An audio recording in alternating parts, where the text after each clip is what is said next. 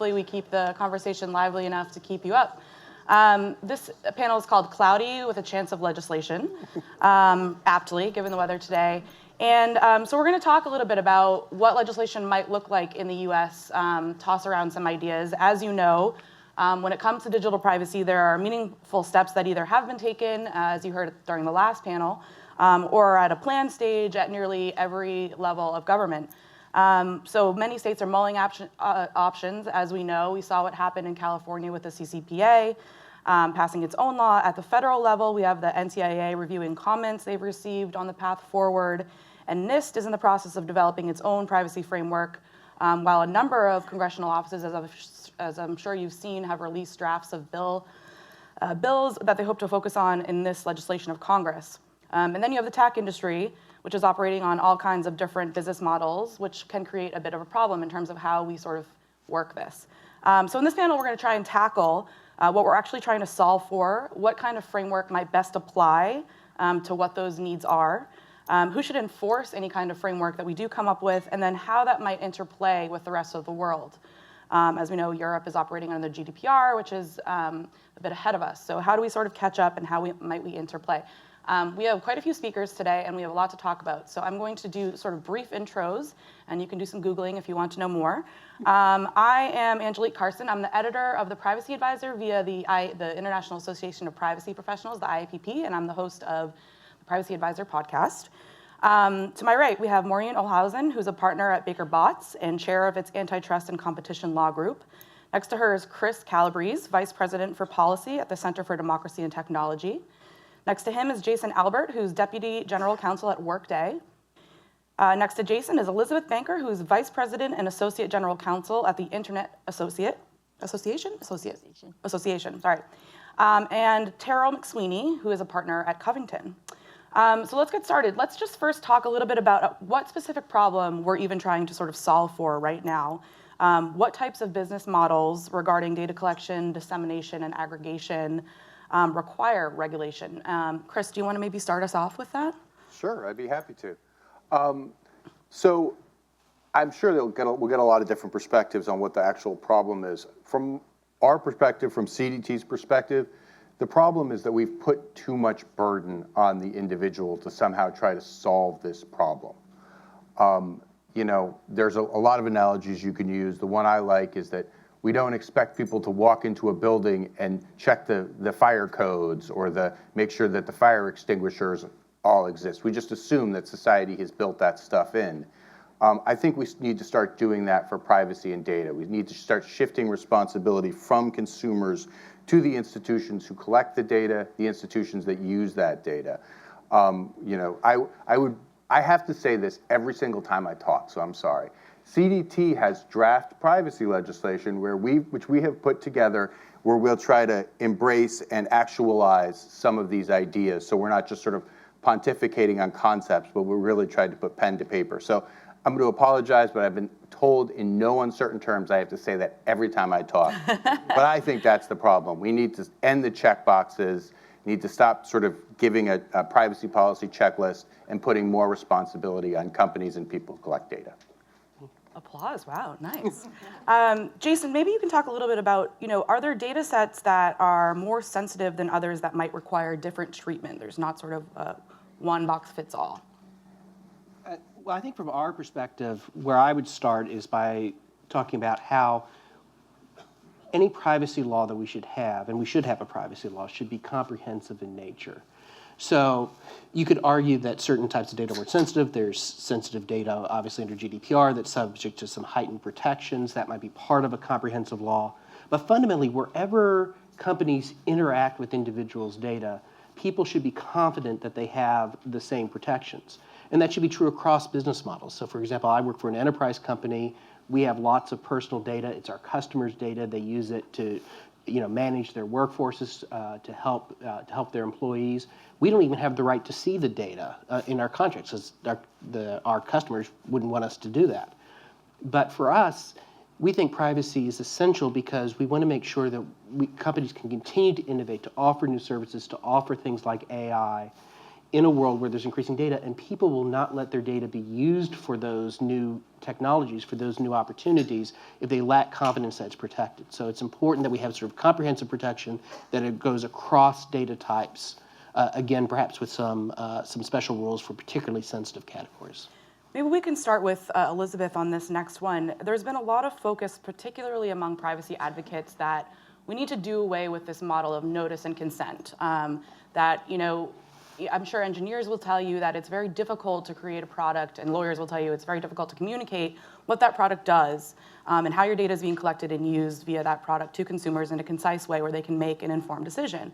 I'm sure many of you have read Woody Hartzog's work about this, where he has this phrase that I love, that is our consent is preordained, that we're basically going to consent because the technology is manipulating us in that way. Elizabeth, what do you think about doing away with this notice and consent regime that we've really been using in the US for the last 20 years or so? Well, I think what consumers really need, and this is partly to Chris's point, is they need consistent expectations. And I think the comprehensive framework that Jason's talking about would be part of establishing for consumers what is a consistent standard and what they can expect with regards to their privacy. I think another piece of that is also giving consumers controls over their data. So the ability to access, delete, correct, and to move their data from one provider to another if that's their choice. I think it's also very important. But I do agree that notice and choice, I think NTIA, GDPR, other models have recognized that notice and choice is a bit broken, and that there may be spheres of activity where consumer choice can easily be inferred, such as, you know, if you are requesting a ride-sharing car to appear and pick you up, you need to share your location. So what additional would notice and consent in that particular circumstances provide, as long as the use is consistent with the user's expectations? I think it's where uses are not consistent with user expectations that notice and choice becomes very important. Kind of an open question for the panel. What do you think is the appropriate intersection of consumer responsibility and meaningful consent? Like, where is the consumer responsible and where is it on the company? So maybe I'll jump in on that one. I think that there are certain areas where consumers have generally similar preferences. And what we've seen is that where we have sectoral privacy regulation already, privacy laws already, are often in those areas. Financial information, medical information, the content of communications, information about children, right? So we've got those areas where I think we all sort of say, well, that's kind of sensitive data and we don't want that to be shared freely. I think one of the challenges that we have moving forward, and I think Elizabeth put her finger on it, the context is important. Who has, you know, the type of data, but who has it and what are they using it for? I don't want to be snowed under by, you know, do you consent to, you know, the, you know, LL Bean knowing your location to deliver the package that you just told them to deliver to you, right? Mm-hmm. That's kind of a waste of time for everyone. So I think where consumers have a preference is different than most people, than sort of what the context would be, is where I think maybe there's the role for consumer ability to express that consent. People have different preferences about, you know, some people like to share their information very widely, right? We've seen that in social media. I'm surprised sometimes what people feel is appropriate to put up on a website, and but I don't want to necessarily be there saying you're not permitted to. But if that is outside of what the average person feels is norm, then that consumer maybe needs to opt into that to make that choice. But where we have a lot of knowledge already about where people have sensitivities, protect that a little more, and where people are less sensitive because in the context of the relationship. But one of the problems I think we need to talk about to get a little bit beyond this box of notice and consent, because so much we talk about these things are broken, so let's do more notice and consent, is actually talking a little bit more about what kinds of uses of data can actually harm consumers. Mm-hmm. And I think what we're trying to get at is kind of controlling those things better while still allowing the sort of day-to-day uses and not sort of, coming up with a system that just numbs consumers by giving them, over consent, over notice kinds of things. Can I say something vaguely controversial? Yeah, please. I think there are situations where the consumer shouldn't be able to consent. What?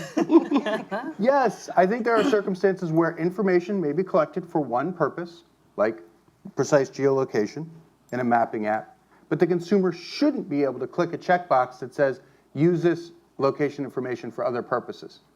Because we as a society should decide that there are some uses that, unless they are explicitly for the service that is offered, you should not be able to consent away that the collection of that information for some other purpose, unless it is manifest in whatever application you're trying to use.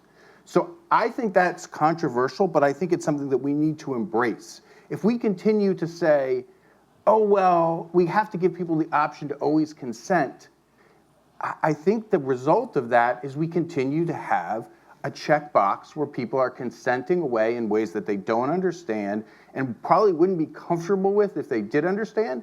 I'm not saying that's true for everything, but I think we need to begin to grapple with real guardrails on what we're going to do with information, not just say, at the end of the day, you can wipe all these rules away as long as you have consent.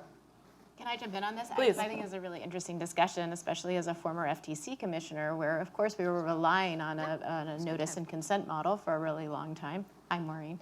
We were on the commission together. And look, I think Chris is right to a certain extent that one of the things the FTC, having recognized the shortcomings of the model that it was promoting for a very long time, was trying to do over the last decade or so is say, okay, but when we're talking about very sensitive information, some of the categories that Maureen has mentioned and geolocation like Chris has mentioned, we need to make sure that people have an additional interaction with how that information is going to be used, and it needs to be within the context of their interaction in a way that isn't just in those big terms of service that no one reads, right? So I think in an incremental way over time, the FTC, the federal kind of cop on the beat here, has been trying to move that direction. But to get back to your initial question about the problem that we're trying to solve, I think the problem we're trying to solve in the U.S. actively right now is a sense that there's been a real erosion of trust by people in technology because maybe this model wasn't keeping pace enough, or maybe it wasn't understood enough. And we need to come up with a consistent and coherent approach that is an American approach that we can articulate, because right now, globally, we have a very fractured approach developing between GDPR and, here in the United States, different state-level approaches. But the interesting thing I would say about an American approach, and I agree with you about that, is that fundamentally, if you trace GDPR all the way back to the Data Protection Directive, to the OECD privacy principles, it all derives from work that was done in the U.S. In 1973, the Department of Health, Education, and Welfare came out with the Fair Information Practices principles because of concerns about how computerization and Social Security numbers were doing.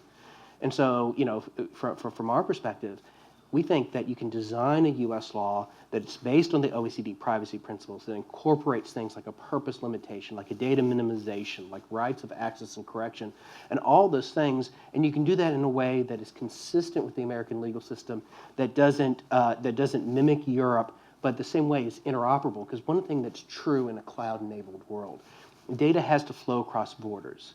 We have to be able to, manage, workforces that expand internationally. We have to manage customer bases that expand internationally. And it's important that any regime that the U.S. adopt reflect our own legal tradition, but work well with others so that we don't end up with these sort of data barriers among countries. Let's move a little bit along here to talk a little bit about what kind of legislation or regulation is necessary. I'm going to guess at this point that we're all in agreement that there needs to be some sort of regulation. We're all on the same page with that? Yeah? Terrell? I think there should be comprehensive legislation. I think it's interesting you chose the word regulation. I happen to personally believe that the FTC having some regulatory authority would be helpful in this area. I don't know if the whole panel agrees. We're going to get there. We're going to get there. What kind of models do we want to work on as we work towards something comprehensive? We saw what happened in California. We know what the GDPR contains. Do we want to follow a European model? Do we want to sort of go in California's direction, but create something that blankets the entire U.S.? I mean, I sort of previewed my answer on this. I think that we ought to have a law that reflects all of the OECD principles, because I think those are essential to providing privacy protections. I think they provide the essential panoply of rights that individuals should have in use of their data, and they can be applied in a way that allows the flourishing of new technologies. Again, without these types of protections, I think individuals will be really reluctant to have their data used for, enhanced technologies powered by AI, powered by machine learning. But we can do it in our own way that is consistent with our own legal structure. And then, because rights without remedies aren't really valuable, we ought to combine that with FTC enforcement, including, I would say, FTC rulemaking, FTC finding authority, state attorney general enforcement, because taking into account federalism, we need to have that as well. So when I talk about a comprehensive law, I think it's one that encompasses all of those with a strong enforcement element, as Terrell mentioned. Anyone else? No? Well, I mean, yeah, I agree with almost all of that. I mean, I think that there are pieces of the GDPR that we absolutely want. I mean, I think access correction are certainly pieces, deletion, they're unequivocally every consumer should have access to. I do believe that we've had a hard time with purpose specifications. We've had a hard time with data minimization. I think candidly, they've worked better in theory sometimes than they have in practice. So I think that we should be fairly concrete. I think we should take some particular categories of sensitive information.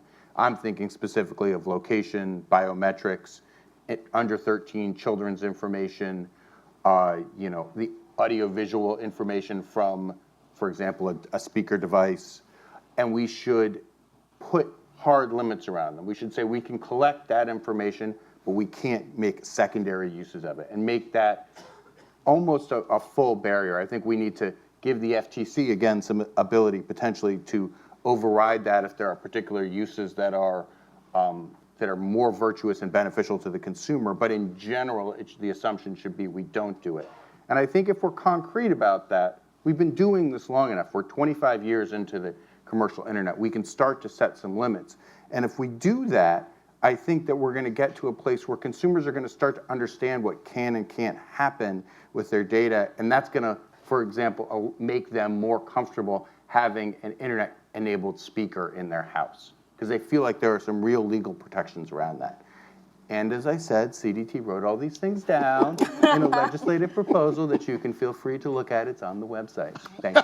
So I often like to look at, what has worked in the past in this space legislatively to look for ideas for what could work in the future.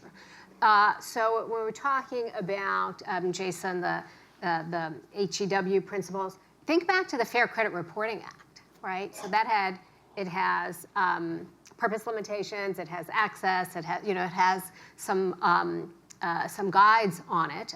It wouldn't work perfectly here. Think about the Children's Online Privacy Protection Act.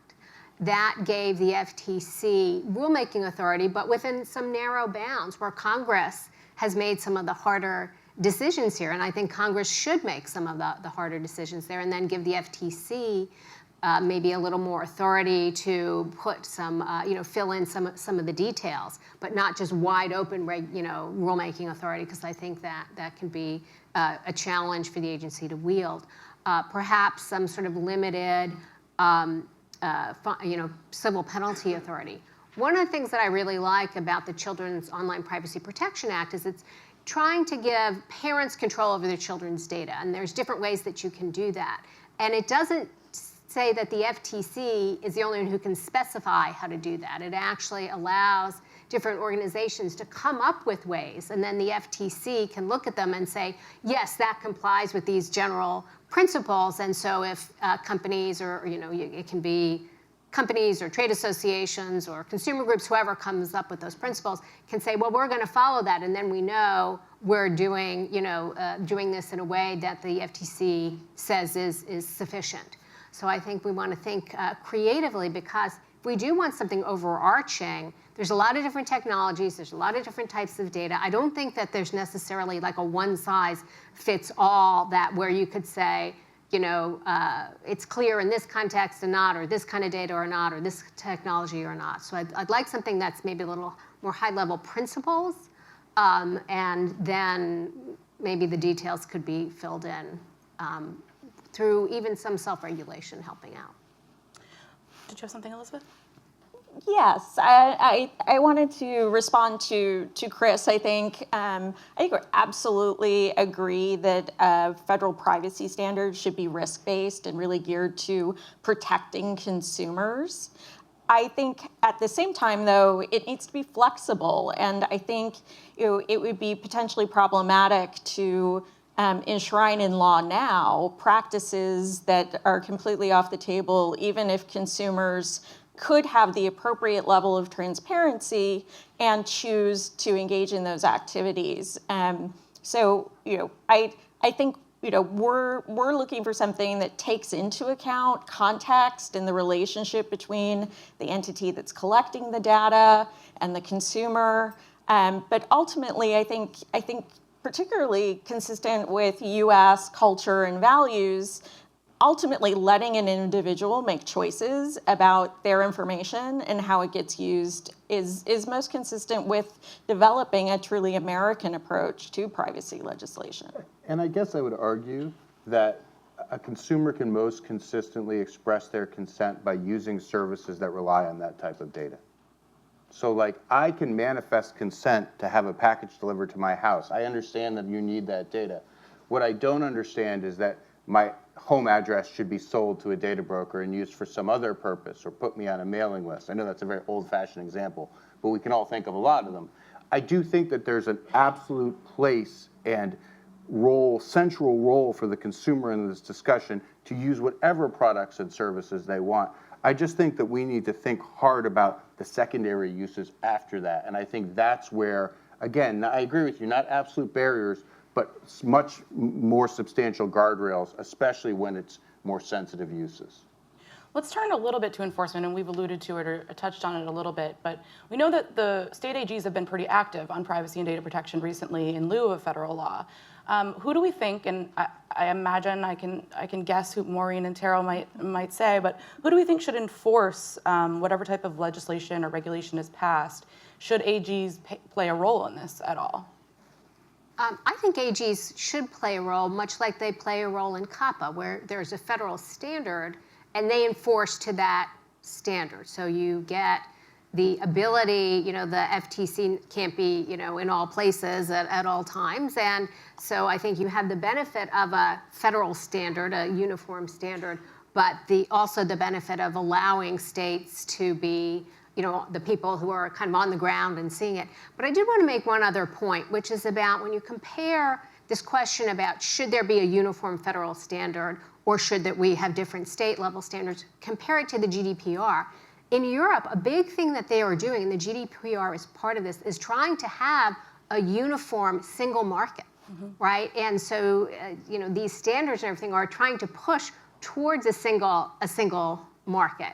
And that's one of the benefits we've really enjoyed in the U.S. is the fact that we've had a unified market. And I would be concerned about kind of going in the other direction in the U.S. and starting to create more of a patchwork, because I think that has allowed us to be a very dynamic economy.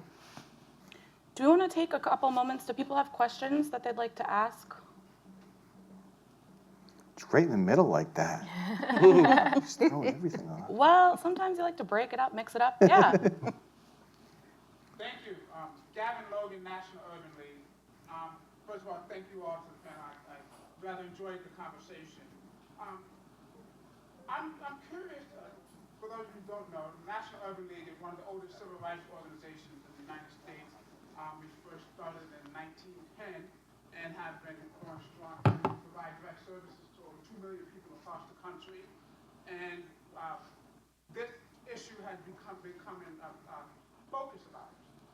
I will say I did read your proposed legislation. Thanks for the plug. I hope. On the basis of my question, one of the things that I caught in that draft was the discussion of civil rights. A lot of this conversation had been very consumer-centric, which I certainly get because that is often our first interaction with internet data issues, data concerns. But my question becomes, to the extent that these issues go beyond the consumer context. So for example, some of the more scary thoughts of what can be done with that data is after that transaction may have taken place. So when, on the secondary uses, if you will. So how do you envision civil rights, and this is for the entire thing, but the civil rights input, in addition to the consumer protection, being accounted for in a data protection? I'm happy to jump in on this. Please. I think this is an incredibly important point, and it raises one of the things that I think is also really important about the broader privacy conversation that we're having in the legislative debate, which is that privacy is incredibly valuable, and it's important to consumers, and it's important for our digital lives, and it's important to regain trust in technology, but it's just one aspect of the kinds of protections people need in a digital world. The FTC, my former agency, actually wrote a report a few years ago called Big Data Tool for Inclusion or Exclusion, in which it raises the fact that there are a number of other very important legal frameworks that we ought to be thinking about in the context of data processing that really are sort of outside of purely privacy, right? Which is a choice of who gets what about me and when and how much control over I have over that decision. And there, that report really tried to focus on the fact that there are a number of very important, I think of them as analog world values and legal frameworks that are relevant for outcomes in the digital world as well and processing of data and ought to be considered.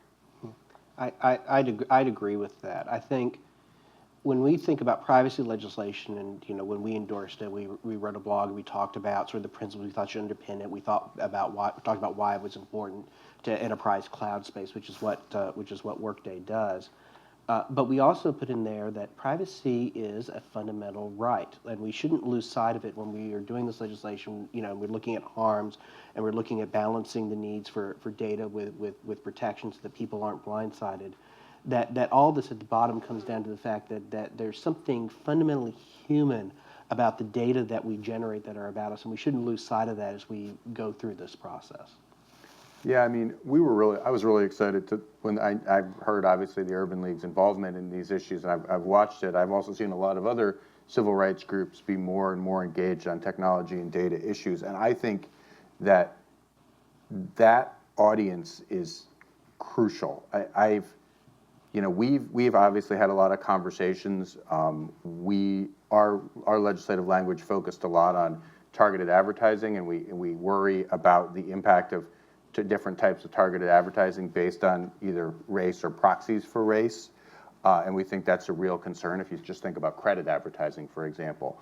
But we also are not, actually I shouldn't speak for this. I am not an expert on every civil rights law, and I would not pretend to be one, but we know it's crucial to have experts as part of that discussion, and I think that really in a lot of ways at the beginning, and I hope that there will be, to bring this back to legislation, there'll be committees who are maybe not the House Commerce or the Senate Commerce committees who are going to hold hearings on some of those key civil rights issues so that we can more fully develop the record on that, consider what other legislative remedies we should be considering, because it's a crucial issue. So I agree with Terrell. I think the FTC's report on big data, a tool for inclusion or exclusion, was a very useful reminder that all of these laws, the anti-discrimination laws and fair credit and equal opportunity, all of that still applies in the digital world. So I think that's very important.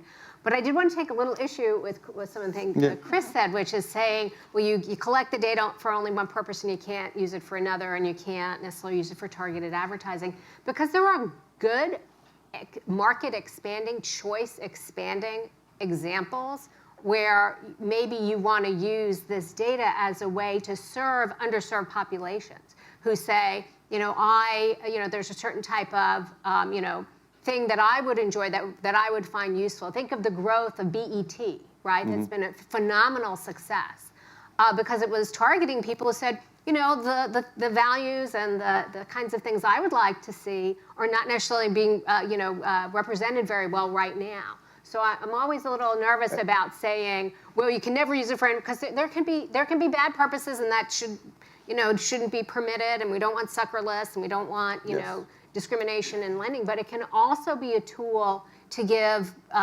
groups who feel like they're not getting an adequate type of choice in the marketplace to reach those people. And thank you very much. I actually should clarify. I actually put the targeted advertising and discrimination issues in a separate category. I think those deserve FTC rulemaking to engage on exactly those kind of issues and try to differentiate different types of targeting. I put them in a slightly different I put them in a different category than other types of sensitive uses where I think we can actually say we can limit the secondary uses. I agree, targeted marketing is different in that regard, and it does need to be treated differently. We've been agreeing a lot on this panel, some disagreement. But I'm going to try and throw a wrench in things. I don't know if this will work. What do we think about including a private right of action in a federal bill? Oh, yeah, that'll do it. Yes, no? Anyone want to start? Why are you looking at me now? I was just looking down. Look, I think they were looking at me. are they looking at you? You want to jump in, Elizabeth? No, go ahead. Oh, okay. Yeah, well, look, I mean, so as a former progressive commissioner, you could imagine that I'm generally for good comprehensive privacy legislation, but also making sure that people have adequate protection at the state level and that they have ways of enforcing those rights. I think that we are at a very exciting point in the discussion around privacy in the United States, where we have a number of different models on the table now that are a part of this conversation. We have some that have been represented already by the various members of this panel today, which I think is really cool. I count 3 different versions. Nice work. Or maybe Maureen, your own. There's a number of bills pending on the Hill. We have the California law. We have the GDPR. We have major markets around the world looking to the GDPR as a possible framework. So I think there's no shortage of different models to look at in this space. And I think we'd be well served in drawing on those models and the experience from them and trying to come to the right conclusion about what the right solution and approach is here in the U.S. So I'll say that, at CDT, we support a private right of action. And we think that on balance, it does a lot to protect consumers, and it's kept a lot of, actors very honest in the marketplace. We also, as Jason, I think, led the panel with, really want comprehensive legislation, and we want it to pass. And so when we drafted this legislation, we wanted a private right of action, but we got a lot of feedback from a lot of companies, a lot of academics, and a lot of advocates, and we ultimately came to the conclusion that if we put a private right of action into this bill, it was not going to pass Congress. There was not going to be a private right of action in a bill that passed Congress. And that doesn't mean that that's the right answer, but I view there being a variety of incredibly important and necessary legislative changes on the table. And I think if we make the private right of action the only thing that is the litmus test for this, we're not going to end up with privacy legislation. That's a position that is different than many advocates, and I respect that position. And in fact, I wish I lived in a world where it wasn't true, but I also believe very strongly that we need privacy legislation. We need to confront these issues. We need to confront them across the United States, not piecemeal, and that comprehensive federal legislation is the best way to do that. Elizabeth? Yeah, I'll weigh in on this. I think we probably all agree that a really critical component of federal privacy legislation is that it have meaningful enforcement. And I think where we differ perhaps is just in how you get there. And I think for the internet companies, there's general agreement that the FTC is the experts on this issue and should be the lead regulator in this space. And in terms of what types of remedies should be available, I think what we look at is what's going to raise the level of privacy protections that are available to consumers. And I think strong enforcement by a qualified regulator is what's going to ultimately benefit consumers the most. So I don't necessarily see a private right of action being that tool that actually increases consumer privacy. I thought I was going to get someone to walk off the stage on that one, but failing as a moderator. We only have, yes, we have a few minutes left. Let's go to that question in the back, the way back. Yep, you. One of the things that you have not yet discussed, also controversial, do you support nationwide standards or differential laws and regulations for different states? So I'll jump in on that. I think there should be a uniform national standard. I think that would be the best outcome for our economy and for consumers. As I said, pointing to what GDPR was trying to do, what Europe is trying to do, they are working on making sure they have a unified market. I don't want to see our market start to fracture in something as important as this. Now, the debate will be what should those standards be, right? But I think there are a lot of benefits to have a single uniform federal standard. Yeah, this is Terrell. I'll just jump in on that. I mean, I think the challenge is the same challenge that Chris has outlined as well, which is that we're at a moment in this conversation where we have a real chance at moving the ball forward in comprehensive privacy legislation for the United States, putting forward an American point of view on these issues that would be very valuable and I think very useful. The challenge is going to be, is that going to be strong enough so that there is a compromise that can be reached on issues like preemption so that people who have very strong protections at the state level aren't being asked to give up something in lieu of federal legislation. And I think that's a real debate, and I think we're in the process of starting it. I think it's a really important conversation to have, and it should be something that is taken very, very seriously in trying to figure out if there's a compromise that's possible. How confident are we that this is going to happen? Like, I do think, CCPA scared people enough that it was like, well, I better put something out there, that I can live with before states start regulating in this very sectoral way. I'm going to interrupt you there and point out that our blog came out in advance of CCPA. We have been supporting privacy legislation, not just because of the California law, but because we think it's important for the growth of technology. Sure, and there are a lot of companies who have long been in support of this and advocates, et cetera, so I misspoke. But I was talking to someone the other day and they said, if it doesn't happen in 2019, it's definitely not going to happen during a presidential election year. So how confident are we that this is our year? Or maybe you don't think that 2020 is an impossibility. Well, look, I don't think anybody in Washington right now should be making predictions about much of anything with confidence. But, a number of us have been around this set of policy issues for a very long time, and I will say I've never seen as many zones of bipartisan agreement as are currently on the table. I think that's incredibly promising. So in terms of momentum and winds pointing in a favorable direction, I think that it's very promising. That said, we live in a sort of politically challenging moment, and navigating those waters is proving difficult for many people. And so I think, at best, it's probably a 50-50 proposition. I'm not sure that it matters 2019 versus 2020, to be honest. I think the exploration that we're sort of embarked on now in the congressional level is going to yield some really interesting results, and we'll have to see where that takes us. And I would say, interestingly, when you look at a presidential year, you look at 2020, one of the counter-arguments you can make is, well, everybody's going to be focused on the presidential election. But on the other hand, everybody in Congress and a third of the Senate is up for re-election, and they want to show achievements to their constituents. And if you view privacy as a nonpartisan issue, people have different viewpoints that are informed by their political viewpoints. But fundamentally, it's like patent reform in a way that there's not sort of this strong cleavage. It's an area where parties can come together and do something that gives them a record to run on. So I share Terrell's view that it's probably a 50-50 proposition, but I also share her view that I'm not sure that 2019 versus 2020 is sort of the right way to look at it. I was just going to say, I also think that we need to grapple with the reality the states are not going back. All right, you are only going to see more legislation at the state level. It's not getting repealed.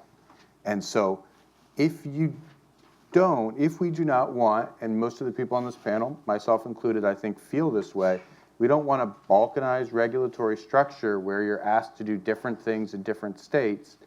And by the way, this isn't just like 5 big tech companies. Everybody's a data collector now. You're talking about hundreds and thousands of companies across the United States who could potentially be looking at a series of different rules. That's a really big deal. And I think we don't want to end up in a balkanized environment. And if that's the case, I think everybody's got to sort of take a deep breath and say, okay, this is real now. We really do want legislation. We're not just saying it. We really do want it. Here's what we want. Here's the regulatory, here's the lobbying muscle we're going to put behind it. And then I think we have a shot. I mean, you could always make money betting against Congress doing something. I think we all know that. But I think that we have a shot, and it would really behoove all the people in this room who care about privacy in a lot of different ways to see if we can make it happen. Yeah. So to quote Yogi Berra, it's hard to make predictions, especially about the future. But I agree with my fellow panelists that there's a lot more energy behind a uniform privacy law than I've seen in my many, many years of working in this space. And it's coming from different places. So we mentioned Congress. We mentioned the states. We're also seeing, the Federal Trade Commission, the commissioners testified that they would support, a federal privacy bill. The commission had long supported a data breach, a uniform data breach, data security and breach notification, but now even a broader bill. The NTIA process, right, where they put out ideas for what should something like this look at. We're seeing it from a lot of different places, industry, where maybe all of them coming together could actually move the ball forward in a way that we haven't seen in the past. Elizabeth? I would just add to what Maureen has said and say that I think one of the things that's really creating a lot of the impetus to move forward at the federal level is that level of engagement across many different parts of the government, but also, with CCPA and GDPR, we've talked a lot about digital privacy on this panel, but those laws don't apply just to the online world, and they apply to the offline world. So we're seeing industries that maybe before haven't been as engaged really coming to the table, and I think that's great. And from IA's perspective, we really do think an economy-wide online, offline, and cross-sector approach is going to be the one that really builds for consumers, a set of consistent expectations in terms of how their information gets handled, and that's ultimately going to be kind of what helps get to that next level in terms of the privacy protections that are actually afforded to them. We maybe have time for one question. We're butting right up against it. Yes, sir. Yes, my name is John Holmlad, and I teach at the Johns Hopkins Security School of Business, cybersecurity, cyber risk management.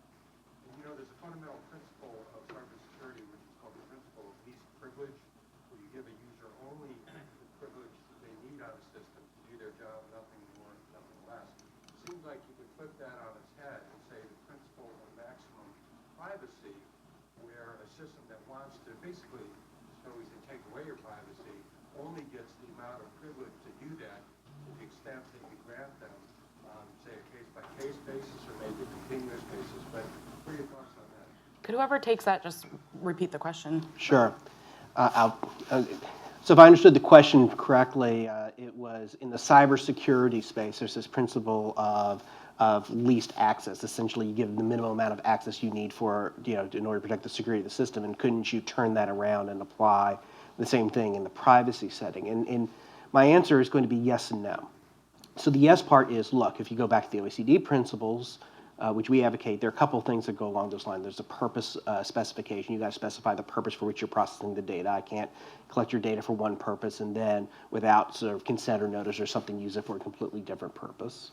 The second thing is data minimization. I should be collecting the least amount of data that I need for the purpose for which I'm using the data. And so it's important to implement those. I think where I would say yes and no is we have to implement them in a way that's not overly prescriptive that hamstrings folks. So like if you think about this, we have data collected today, we may be able to derive new insights from it. Like, we're really excited about, the power of AI, its ability to make predictions, not for automation so much, but to give humans more information to make better decisions. And you want to make sure data is protected when it's used for AI. As I've said, I don't think people will let their data be used for it without adequate protections. But at the same time, you want to make sure that some of that data is available. You don't want to choke off that supply in a way that makes it impossible to do technological advances.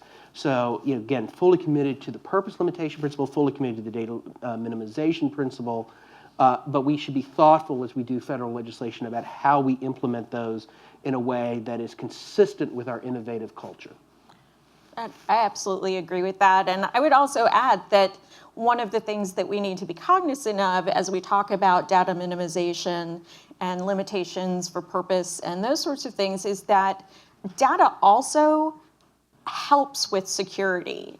So whether it's looking for patterns that reveal fraud or intrusions into systems, there are a lot of positive uses for data, and we need to make sure we're allowing for those in a federal privacy standard as well. Great. We're a little bit over, and I'm not going to keep you from the coffee refill any longer, so join me in thanking our panelists, if you would.